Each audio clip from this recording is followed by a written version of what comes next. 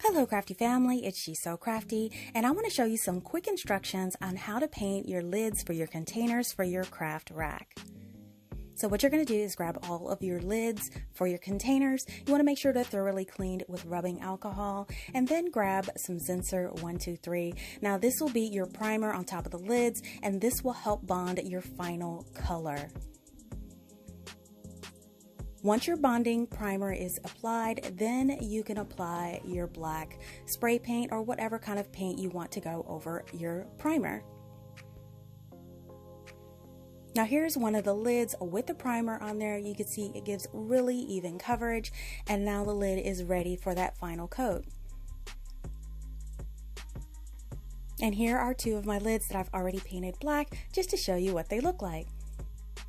So now all you have to do is grab one of your containers, snap that lid on, and you can see the color change makes a really good difference. Now if you want your letters to stand out a little better, all you do is tape a piece of paper behind those letters, or you could use some white vinyl. This will make your letters pop a little better if you don't want them clear.